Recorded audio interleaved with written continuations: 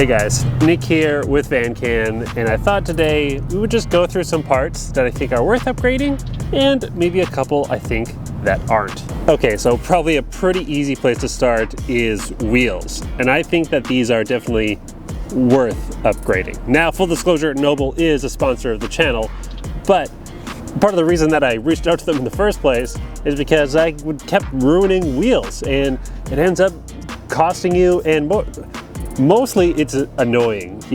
When you dent a rim, you bend a rim, you're blowing spokes, that can get pretty annoying. So one of the first things I want to talk about is upgrading your wheels.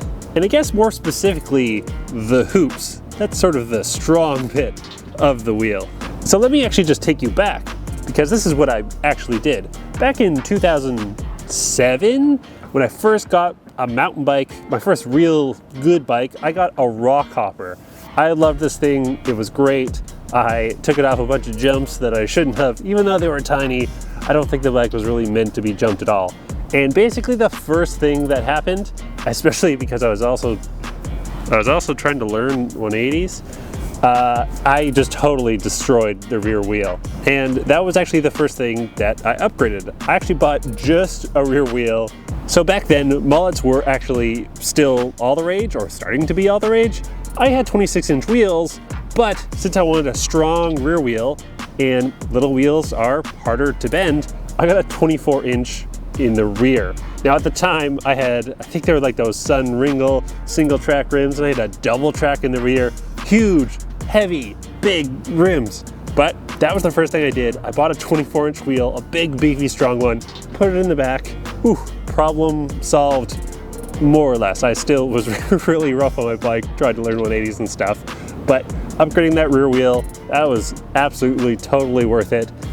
It wasn't just sort of a, it'll make the bike look better, it'll be cooler, whatever. Upgrading your rims can just make your life all around much easier. The best thing, the best sign of a good wheel is you don't have to think about it. Now, shout out to Noble. That's why I reached out to them. That's why I work with them, because I put them on, I don't think about them, and I don't even really true the wheels or tighten the spokes. Yeah, because I really just have never had to. Okay, let's talk about maybe something that isn't as worth upgrading. All right, well, while we're still talking about wheels, I think probably the easiest place you could ever cheap out is a front hub. It basically just needs to roll. It doesn't seem to take too much of a harsh impact. Even my bearings, I barely have to switch out in there. So basically the only reason that I ever do switch out my hubs and stuff like that is totally for aesthetics. I haven't ever really noticed performance gains from a front hub. Maybe they spin a little faster, a little bit easier, but 99% of the reason that I upgrade my front hub is because it's gotta match the rear hub. It would drive me insane if I had a front hub that didn't match the rear hub. So for me, upgrading the front hub, totally worth it in the sense that if I didn't get the same nice hub, it would drive me absolutely nuts. Now there's a few little aspects of a hub that I really like and I find really important, which is why I upgrade them, and that is, well, I really like hubs that have a good sound. Therefore, i9 Hydras sound amazing, and I love that.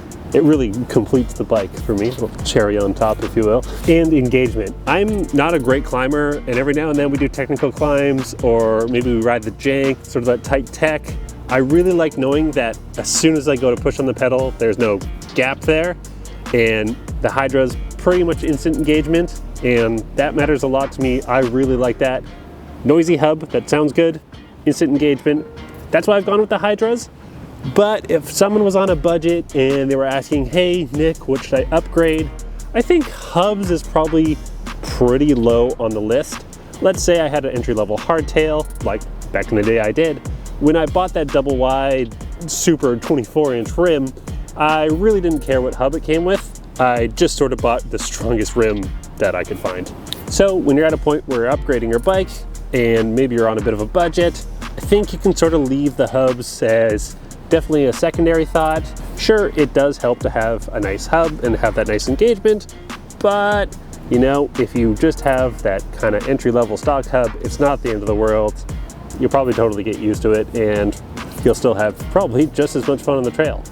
So let's get back to something that I think does matter. Now, probably one of the most important parts of a mountain bike are the brakes. And this is a part that I 100% think is totally worth upgrading. Not only worth upgrading, but you should really make sure that you find a brake that you're comfortable with. So TRP sent me these brakes because I reached out to them because the brakes I had, although a top tier brake, I just never got along with them and I just never felt great. And I never felt confident on the bike. I was always kind of like, am I gonna stop? Is it gonna kind of go and kind of slip a little bit too much? That's no good. So I reached out to TRP. I knew they had these super powerful brakes that felt the way that I like brakes to feel, that nice light touch. Reached out to them, got these on, and yeah, it actually makes such a big difference. It doesn't so much make a difference in kind of the performance, like the braking performance per se. If you looked at it on a chart, you know, how fast does the bike stop and all that kind of stuff. It's all up in my head. The way that the brake feels, just knowing how predictable it is in the way that I like it. And again, I can think back to when I had that, you know, that old Rockhopper. I had some okay brakes on it. They were mechanical disc brakes, which were pretty good at the time. But again, I got that fancy rear strong wheel. And then the next thing I did was I got a hydraulic brake. And yeah, again, that made all the difference. I was learning to do a bubicas, which is that back wheel stall where you lock up the rear brake. You really don't want any slipping there. You want to have total control. And that hydraulic brake at the time, that gave me that confidence that, yep, it's gonna lock up. If I pull it, we're totally good. So if you're looking at things to upgrade, look at your brakes. And you know what? That one's totally worth it. But let's go back to something that I think maybe not worth upgrading. All right, I think this one's gonna be probably a bit controversial, but I think fancy dampers are really worth upgrading to. Now, that isn't to say that they aren't better and they aren't great. I've got the Grip 2, I love the Grip 2, and since I had the money now, I finally saved up, I went with the Grip 2 because it is better and I do really like it. But that being said, I had the grip damper on my Enduro and it was pretty low on the list of things that I was considering upgrading. Well, it was on the list. I wanted to upgrade from the Grip to the Grip 2, but it was kind of like, well, I want better rims and I even wanted better hubs before I got the Grip 2. And then I wanted a proper rear shock and I wanted carbon bars. And I was kind of always thinking like, well, I could get the Grip 2 now, or I could get sort of one of these other things or save up for those. So I think that's going to be controversial. I know a lot of people really love the Grip 2, and for good reason. But if I was looking at upgrading a bike, maybe I had that entry-level hardtail and it had a Fox 36 and it had the grip damper, and you know, it had kind of okay rims only and okay hubs and okay sort of every other part. And I was like, okay, what do I upgrade next? Grip damper to Grip 2 damper. And the same goes for RockShox and every sort of suspension, whatever their most fanciest sort of million dial click thing is. Yeah, the diminishing returns on that is not so great. So I'm going to say it, the Grip 2, it falls pretty low on the list of things that I wanted to upgrade. And then the same went for, I had the Lyric with the entry-level damper, and I don't know, what other suspension did I have? I had a Yari that I didn't even bother upgrading to a Lyric. Basically, I can get along with all those fork dampers pretty easily for the most part. So yeah, that's why I spent my money on other things. Until now that I could afford it, totally. I bought it. Okay, let's go back to something that I think is totally worth upgrading. Now, for some reason, I get the feeling that this particular one it's somehow not talked about, but still talked about a lot. Maybe it doesn't get as much press as it should or much attention as it should, but I think upgrading your tires is super important. Or not upgrading your tires per se. You might get a set of tires that are still technically great tires, but maybe they're just not right for your type of riding or even your style. I feel like I see people talking in the comments on Pink Bike and all sorts of places like that about a lot of things about a bike, especially when you're talking about how a bike climbs or how it feels, how it corners, all that kind of stuff. And it's crazy how much of that is affected by which tire you're riding. Just even between tires made by the same company, I had the Maxxis high rollers on my 2S, that downhill bike I have, and I swapped it over to the Asseguys. Just, you know, they look kind of like similar tires. They're both made by Maxxis, but it's crazy how different the bike feels just swapping the tires. That's the feel that the riding on the bike. It's right here. That's that rumble. That's where it's coming from. And I'm tipping over a bike because I have it kicked up with a stick. Now again, Versus did send me these tires, but I do really like them. And in my case, I'm not a great climber. That is, I don't really like climbing. It's a way to get me to the top and a way to work on my fitness and all that stuff. So there was a point in time where I ran double DH casing max grip Asseguys on my Capra, and climbing that thing up the hill was just the worst. It was just like running in just loose sand. It was just great on the downhill, but getting up the hill really sucked. And it's actually crazy how much that affects. You know, if you're kind of on the fence about going riding and you're like, well, my bike sucks to climb up the hill and I've got to climb up the hill, and well, I don't really want to. For me, sometimes that can be the deciding factor is, you know, do I really want to go ride? Well, my bike kind of sucks to climb up the hill. Maybe I won't do it today. So luckily in my case, Versus reached out, they sent me these tires, and they're a nice fast rolling tire, but they also got these fancy little side knobs here that have a ton of grip in the corners. Suits my style just perfectly. I really like them. I'm super happy that I was able to find a tire that really does match my style, you know, pretty well. So just like brakes, I would put tires up there as one of those things that you really want to go, you know, is the tire I have, I mean, is it for the kind of riding that I do? Is it gonna last? First of all, you know, if you have really lightweight XC tire and you're riding in the park all the time, yeah, that tire's gonna get ripped up and destroyed, and well, you're not gonna have it for very long anyway. But also, does it fit your style? Does it fit what you want to do? You know, if you're only riding the bike park, yeah, those slow rolling kind of Asseguy tires, that's what I have on my downhill bike, that works great. But are you climbing up the hill, maybe you want something a little faster rolling? Yeah, then that's when you look at these, you know, a little bit faster tires. And again, I feel like people have said it, it is, you know, like I said, it makes a huge difference when you swap out tires. But when they say it, they're like, oh yeah, you know, I swapped out the tires and they feel better. But in my case, I swap out and I find I find the right tire, and I'm like, whoa, this is a game changer. Like, but the bike feels way better, way more like I want it to feel. And yeah, I feel like they say the words, but you know, it needs more emphasis on it. Tires are very important.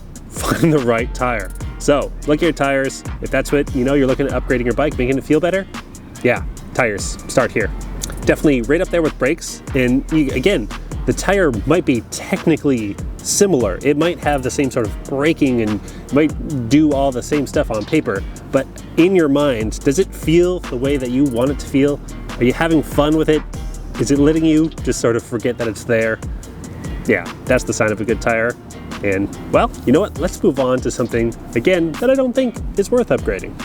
Okay, so here's another one that I think might be a bit controversial, but dropper posts, I think they've come a long way lately, and there are sort of some, you know, I guess, are they generic brands or kind of not huge, fancy, crazy brands that make dropper posts that are really, really good.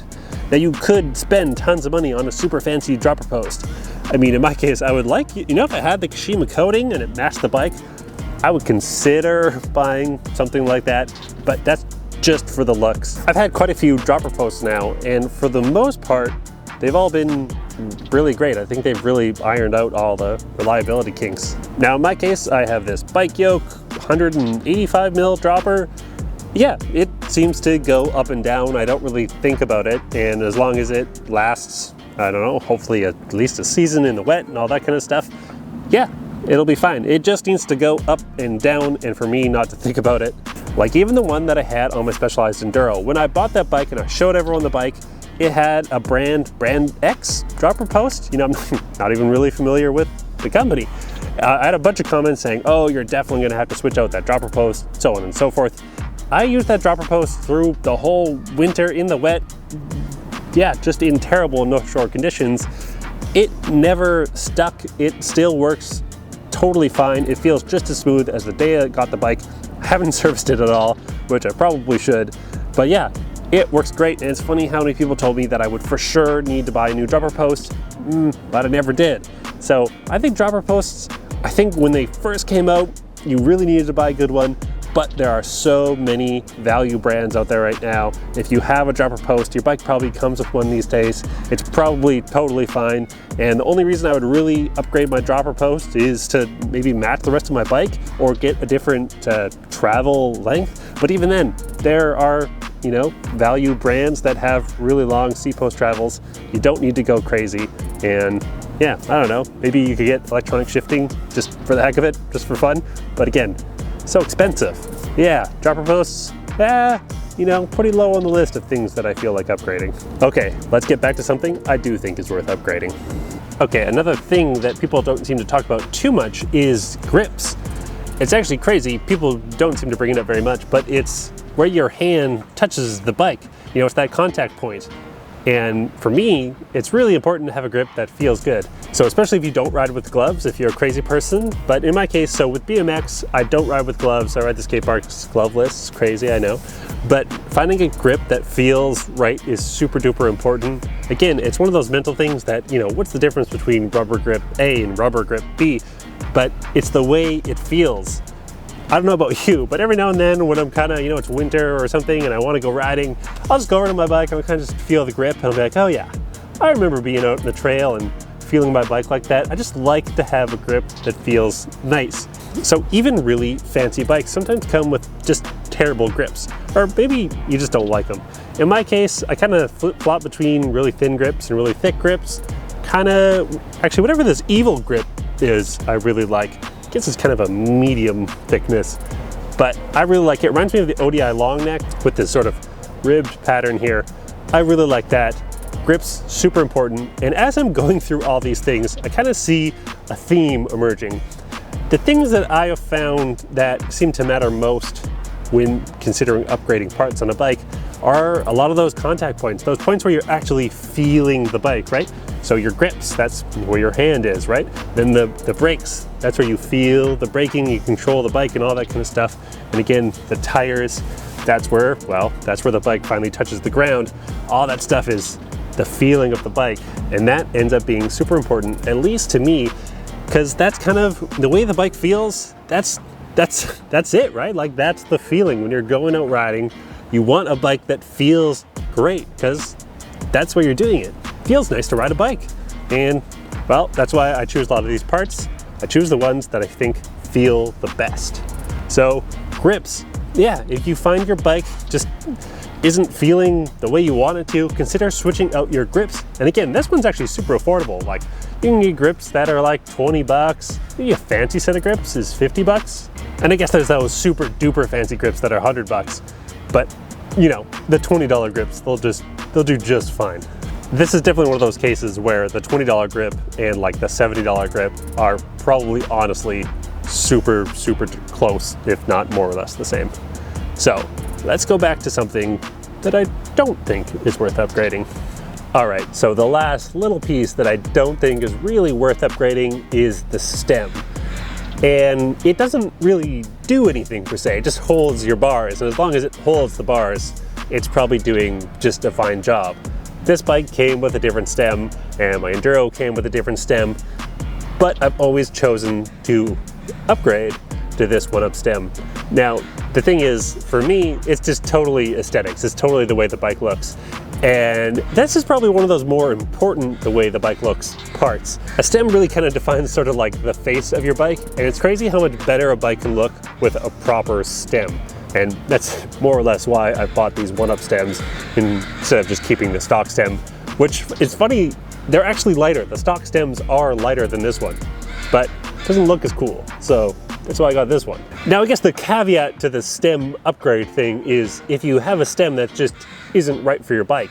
If I had like a 200 mil stem instead of a 35 mil stem, I would have a terrible time. That stem is way too long for this bike and how I like to ride. So if you're upgrading in the sense of finding the right stem size, I guess that does matter quite a bit. But in my case, I had a 35 mil stem on my bike. It was just the stock stem. It was lighter, but I wanted my bike to look cooler, so I got this 1-up stem. and now, well, it does look cooler. At least I think it looks cooler. But generally, not worth upgrading. So if you're considering upgrading your bike, upgrading parts, you know, put a new stem pretty low on the list, unless you're just trying to make your bike look cool, then put it at the top, I guess. All right, that's it for today's video. Let me know in the comments the first thing that you would upgrade, the last thing you'd upgrade. We'll be down there arguing about it. And if you liked the video, hit the like, hit the subscribe. I don't like asking for it, but it pleases the mighty YouTube algorithm, and they're basically, well, they're my boss at this point. So I hope you liked the video, and I'll see you guys in the next one.